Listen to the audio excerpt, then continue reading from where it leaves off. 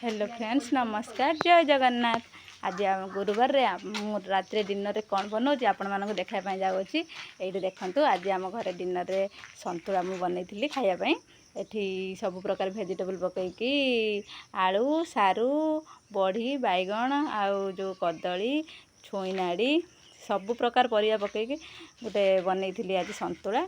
जेहेतु गुरुवार आमर रुटी हबार अच्छी तो रुटी सहित संतुला खायापी तो भल लगे। आउ केते जन भल लगे निहाती जनइबे। ये संतुला टिके कड़े टिके तेल पकईकी लुण हलदी देकी टिके आगे परिवाटा को टिके भलसे टिके संतुली देबा ना पानी अंश तार रहिले टिके भल लागिबनी खाइयो।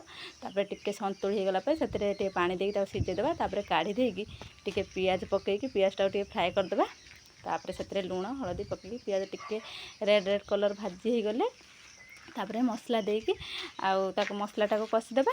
मसला टिके कषि हो गला परे तापर जाइकी संतुलाटा देकी आमे रेडी कर देबा हमर पानी संतुला। मो टिके बेसी पानी भी करि नथली संतुलाटा टिके जस्ट अल्प पानी देकी पानी संतुला बनईथली। जेहेतु रुटी खाइबार थिला पूरा सुकुला हेले भी रुटीटा खाइबा पई भल लागिबनी सेति पानी संतुला टिके मो घरे बनई देथली। तापरे रुटी रेडी करिया पई रुटी अटा फटा सब बेलिकी रखी देथली। आउ एठी मु तो मसलाटा कषुजी मसलाटा कषि हो गला परे जाइकी संतुलाटा जो सिद्धेकी रखिथिबे सेतिरे ढाली देबे। सेतिपई मु मसलाटा टिके भलसे कषि दउची। मसला कषिया जदि ठीक से न हबो तो टिके मसलाटा स्मेल करिवो। तो एठी तापरे मसला रेडी हो गला परे मु एठी से जो सिद्धेकी रखिथिली सब ताको ऐड कर देली। एबे आमर रेडी हो जिवो पानी संतुला। ताको टिके फुटिया पई 5 मिनिट छाड़ी देबे। से टिके फुटी गले एही फुटी गला परे हे जिवो आपनकर पानी संतुला रेडी।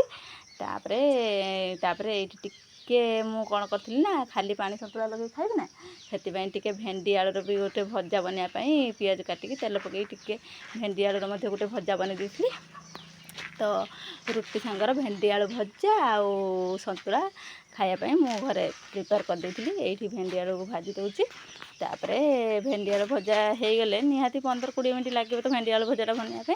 तो सेति समय भितरे मु अटा को बेली देकी रेडी कर देबी रुटी। आ तो गुरुवार रे तो आउ भात खाइ हेबनी ना सेति आपण माने घरे तो निहाती आपण घरे लेडीज थिबे माने सेमाने भी तो गुरुवार रे खाउथिबे ना रुटी।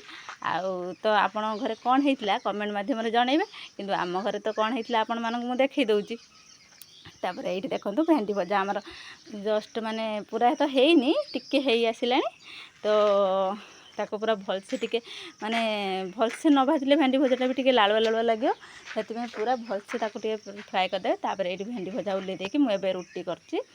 ए देखंतु खाली तेल पकई नथली कारण जेहेतु गरम दिन तरा खाली रुटी।